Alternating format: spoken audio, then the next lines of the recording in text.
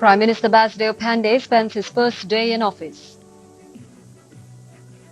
Mr. Panday responds cautiously as the Jamaat apologizes and pledges allegiance.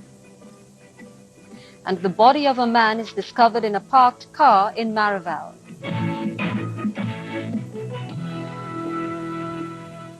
Good evening and welcome to Panorama.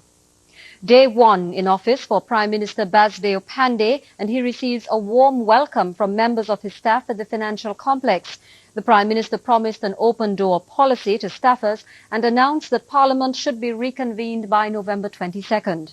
Dale Enoch was on hand to capture the arrival of Prime Minister Panday at his Port of Spain offices.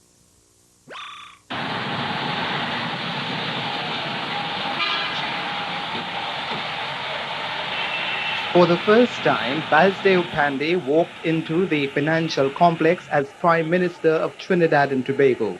Several members of staff gathered to welcome their new boss and cheered his arrival.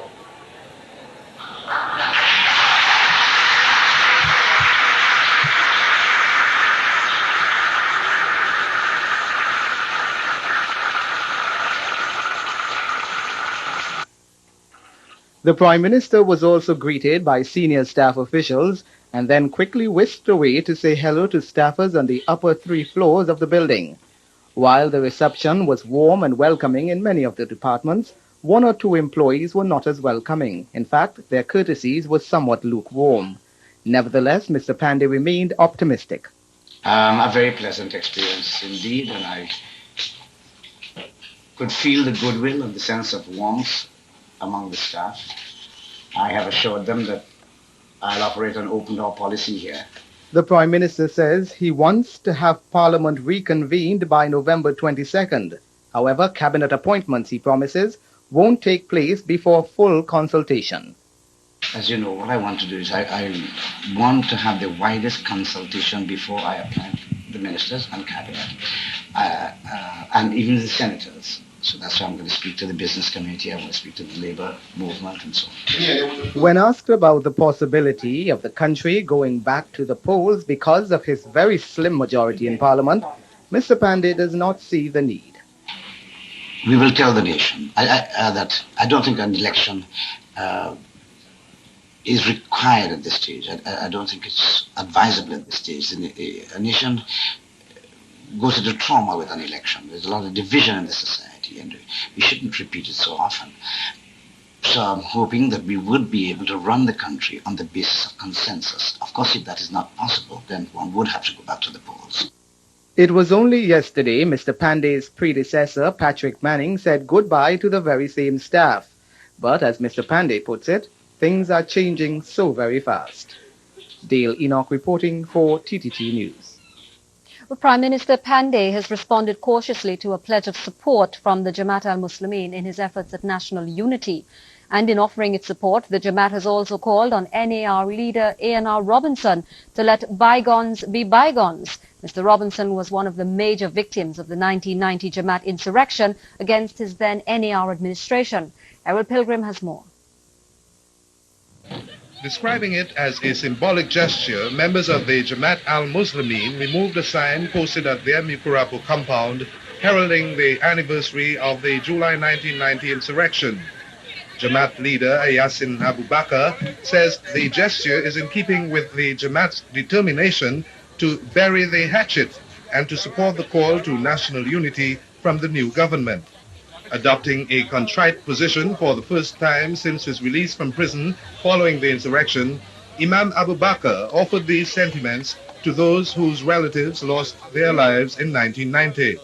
We are grieved and we are very, very sorry for all the lives that are lost. And we will keep our promise that we made that whatever it is that we can do to assist any of the families whose lives were lost, we keep our pledge and we will do that as soon as we get our money, including Mr. Teague, the policeman who was shot. But it was with an element of caution that Prime Minister Basdeo Panday responded later to the Jamaat's pledge of support to his new administration. You must know that we have worked out sort of alliance and arrangement with Mr. Robinson, whereby the government of Trinidad would be run. I therefore can no longer, and I do not believe that I have the right to preempt any decision that that joint group may take, because I'm not alone now anymore. But personally, what I would say that we welcome the commitment of anyone to nation building, in a lawful way, of course. And all who are citizens of Trinidad and Tobago should join in the struggle to make this country a safe, a peaceful and a happy place for all of our peoples. One should not reject that kind of offer, but we would like to know how they think they can play a part in the new dispensation. At a news conference earlier, Imam Abu Bakr said he wants to assure Mr. Robinson and his family that the time has come to shed the events of the past. We must join together to assist Mr. Panday in this journey into the future. We stand shoulder to shoulder with you and your team, remembering always that the future of our children are at stake. On the issue of the $15 million claim against the state for the demolition of its buildings, the Imam says the Jamaat is prepared to accept part payment in bonds. Errol Pilgrim, TTT News.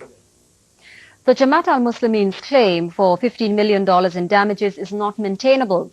Former Attorney General Keith Sobian says the issue involving the Jamaat and the state has been misrepresented in the past, and he suggests that the new Attorney General take a careful look at the case.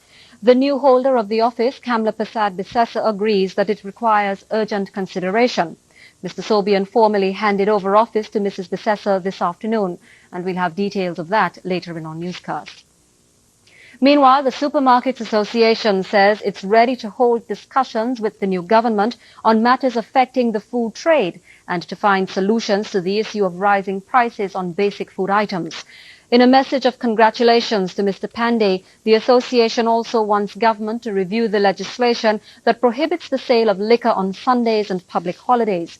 They say that at present, bars and restaurants are allowed to sell liquor on those days, which is in direct contravention of the trade liberalization and the open market economy. In addition, they contend that the prices of over-the-counter and non-prescription drugs could be reduced by up to 15% if existing legislation is changed to allow supermarkets to sell these items. The Public Services Association pledges its support to the Prime Minister and his new government, and the PSA is of the view that the formation of a government under the present conditions requires that the interests of the working people, who make up the majority of the population, must be included in formulating any government of national unity. They anticipate that the new government will make consultation with the majority of society in deciding policy issues a hallmark of its operations. The Chamber of Commerce says the new government inherits a solid economic base on which a sound future can be built. In a release, they say they are ready and willing to participate in and contribute to those policies and measures designed to further the development and prosperity and welfare of the nation. And Prime Minister Panday explains how he intends to govern when Panorama returns.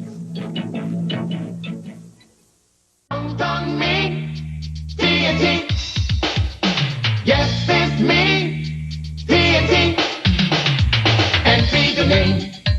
Performance again, it's back on the brain, we're rolling again.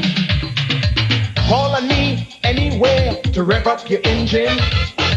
Yes, it's me everywhere, land, sea, and air. Call on me, tough and strong. Come with me, you can't go wrong. Count on me, I'm here for you. That's how much I need you.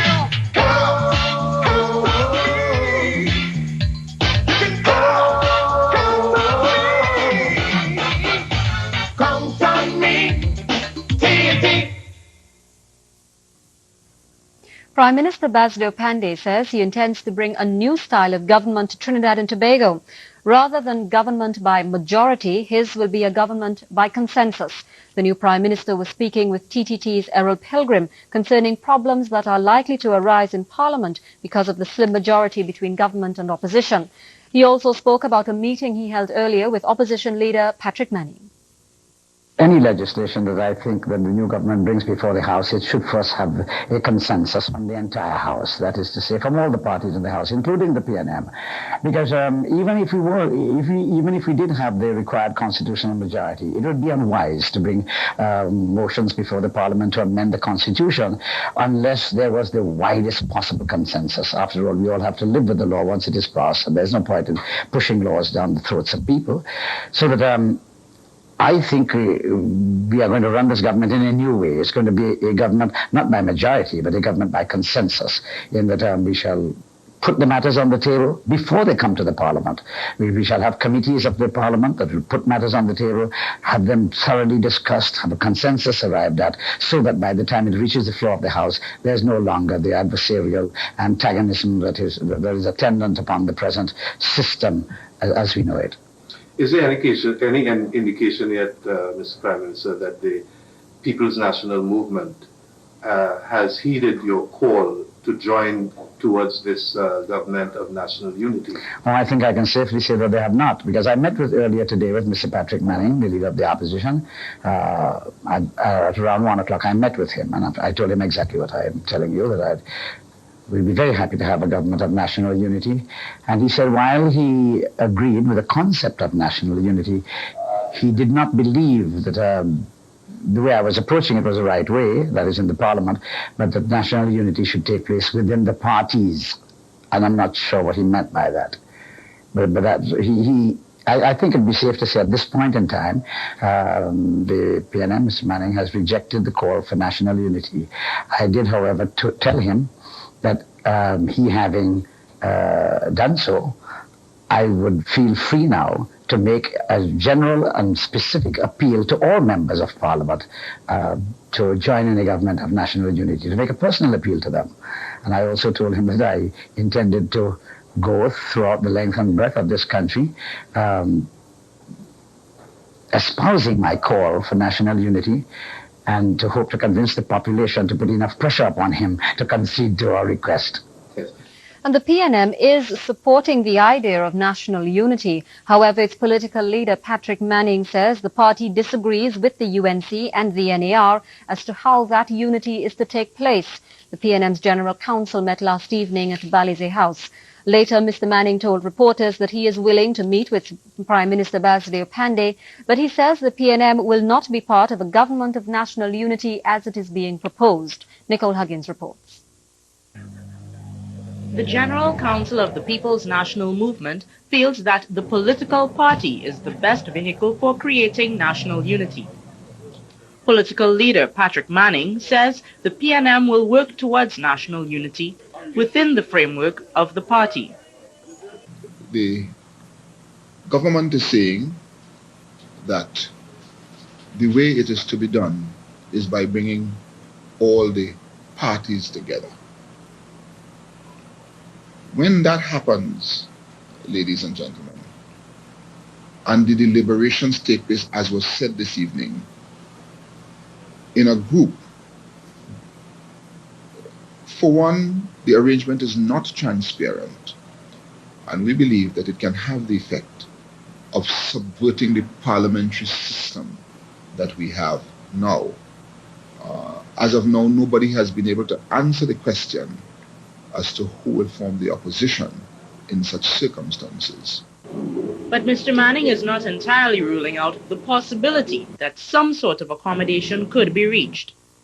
If, however, Mr. Panday comes up with some suggestion that we consider feasible, then we are prepared to consider it. But as of now, we do not see that alternative. Meanwhile, the PNM will be carrying out a post-mortem on its performance in the election. Mr. Manning feels that while his government performed well on the economic front, the benefits were not yet being felt by voters. It has still not yet produced the results that the average citizen wants. That is to say, it has not been able to create the full employment yet, right? Because that is what the citizens want. The standard of the cost of living is fairly high. It has not been able to achieve that yet. So in other words, he believes with skillful management, the economy can still achieve these things. Mr. Manning says he has no regrets about calling the election when he did. As for crossing the racial divide, Mr. Manning feels it's something both the PNM and the UNC are working on. but in different ways. Nicole Huggins, TTT News. And it's time now to take a look at the national weather forecast with meteorologist Emmanuel Mulchan. Tonight's national weather forecast is brought to you courtesy Penta and MP. Count on me, TNT. Yes, it's me, TNT. And feed the name. Performance the game. It's backbone and brain. We're rolling again. Call on me anywhere to rev up your engine. Yes, it's me everywhere, land, sea, and air. Call on me, tough and strong. Come with me, you can't go wrong. Count on me, I'm here for you. That's how much I need you. Count on me. You can count on me. TNT. Political analyst Lloyd Best says the first horizon of the UNC-NAR government is the Tobago House of Assembly elections. Mr. Best was asked to comment on the political alliance between the United National Congress and the National Alliance for Reconstruction. He spoke with Ellen Lewis Adamson. Best notes that no change in the Constitution is required to form a national front or unity government. According to him, politicians run a country, not a constitution. Regarding Mr. Panday's call for a unity government, Mr. Best feels that a coalition party should have first been formed before the election. But as the situation now stands, the government may not endure the test of time. So I would think the government would last at least a year, because the first 3 months that they have need to be devoted to the budget and matters of supply and the finance bill. And thereafter they have to negotiate what precise constitutional changes they wish, or changes they wish in the association between Trinidad and Tobago. And that'll take the best part of a year. And then they'll probably want to go to the polls with the Tobago House of Assembly at the end of 1996. So that it seems to me that there's a compulsion for them to work together for at least a year. And I'm not saying that they may not be able to work much longer than that, or they do not want to work much longer than that, but it's going to be an extremely difficult thing to do, clearly. With respect to the Ramesh Miraj factor, Mr. Best believes that Mr. Miraj was a liability which the UNC decided to get rid of early. No, he became an issue in the election. He became a millstone around Mr. Panday's neck, and he had to go. It's very simple. He's an issue, and he's a problem. He's a liability for Mr. Panday, and he had to go. It's very simple, and they did it amicably, sensibly. They said that Panday offered him something and he declined. But politically it's quite clear that he couldn't go. But the country has no sense of politics. They go on and on and on and on, discussing whether Ralph Miraj would be expelled from the PNM. Nobody saw that politically all they had to do was to leave him alone. The country has no political perception. They're all civil servants. And figuring out how to make good on those campaign promises will be the first order of business for the new UNC-NAR government as it prepares to formulate its first budget. But what's more, says UE economist Dennis Pantin, the government-to-be may soon find that dealing with so-called softer or social issues such as crime and unemployment has a cost in cold, hard cash. Denise Moore spoke with Mr. Pantin about the challenge facing the new government. UE economist Dennis Pantin says having found itself in office, the Panday administration must now turn its attention to fulfilling some of its campaign promises if it's to secure the confidence of the people. Mr. Pantin notes that chief among the issues raised by Mr. Panday on the elections platform was the question of the debt owed to public servants. And while addressing that matter would clearly incur an economic cost to the country, he notes that so-called non-economic issues such as crime and unemployment will also take their toll. On no occasion did Mr. Panday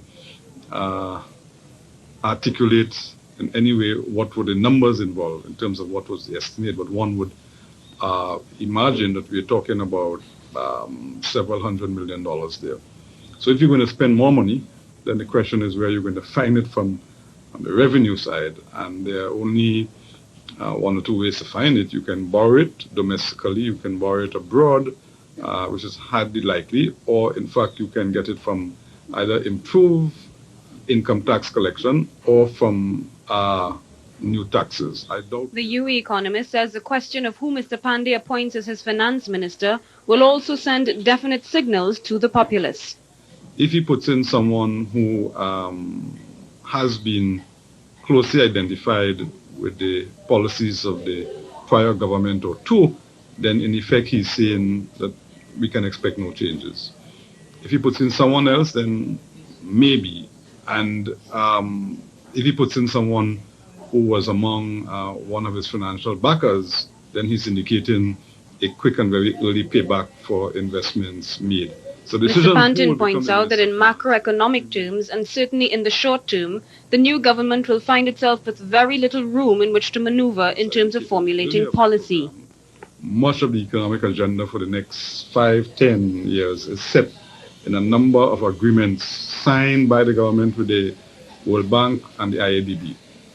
If Mr. Panday wants to do anything, he would be well advised to publish those documents and to permit a national debate on the implication of those documents. That is, to get some people who could probably digest the reports and come up with some of the collective synthesis of the implications and what is likely to follow from that and have a national debate. Or Mr. Panday says if the government is sincere about its program for consultation, much can be done to steer a path that is a unique one and which can be of benefit to the people. But he stresses that getting to that point would also require that the new leadership take the country into its confidence as it charts a course forward. Denise Moore, TTT News. And congratulations to this country's new government continue to pour in from various interest groups. In a media release, the Employers Consultative Association has pledged to support the UNCNAR government, saying Prime Minister Panday's experience as a politician and Labour leader is a welcome advantage in his new office. Congratulations also come from the Trinidad and Tobago Police Social and Welfare Association. Their message to the new Prime Minister reaffirms the association's commitment to peace, stability and the rule of law. Support also comes from the National Union of Government and Federated Workers, which has pledged support and assistance in maintaining a good employer-employee relationship. The NUGFW also sent special congratulations to A.N.R. Robinson for his role in effecting what it calls a smooth transition in having the new government in place. Well, joining us now is Ashford Jackman, and he has to tell us about some controversy in football, Ashford. Yes, Debbie, we haven't had that for some time. It had to come. Good evening, everybody, by the way. It all happened at Presentation College in Chaguanas this afternoon. The first of the quarterfinals in the Coca-Cola Big 8 competition. And we'll have the information on that and highlights of yesterday's Intercol final as well. Ashford will return in a moment.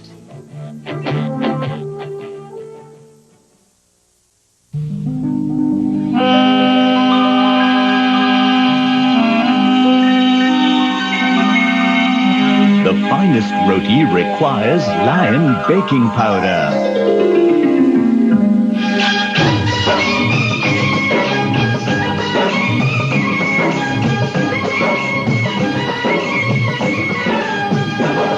Lion baking powder, the power behind our good taste traditions. The Jamaat al-Muslimeen's claims for $15 million in damages is not maintainable. Former Attorney General Keith Sobian says the issue involving the Jamaat and the state has been misrepresented in the past, and he suggests that the new Attorney General take a careful look at the case. They have a claim of $12 million, which is a claim that we do not feel is a claim that could be maintained. We have had not only the in-house people look at it, we have also had lawyers from outside look at it. In fact, we have also maintained a claim against the Jamaat for the damage to the police headquarters, particularly the Red House, and this was done on the basis of advice from lawyers external to the state. New Attorney General Kamla Prasad Bissessa agrees that it requires urgent attention, but says she will keep an open mind on the matter. She says she sees no conflict of interest in the matter that the Jamaat's lawyer, Ramesh Lawrence Maraj, is now a member of government. we would have to have a proper brief. We will have to look at it. It will be a matter on which I would have to be advised as well by those who have been dealing with it within the department, the relevant department. So as I said yesterday and I say again, it would be premature for me to really give you any proper comment, any full comment on that matter. Indeed, it will be the same for any of the pending matters. My mind is open. I have to get proper briefing. Mr. Sobian formally handed over office to Mrs. Prasad Bisesa this afternoon. Finally this evening, just to recap the top story back at home, it was day number 1 in office for Prime Minister Basdeo Panday, who received a warm welcome from members of his staff at the financial complex. The new Prime Minister promised an open-door policy to staffers and announced that Parliament should be reconvened by November 22nd. And that brings us to the end of Panorama this evening. Thanks for watching. Good night.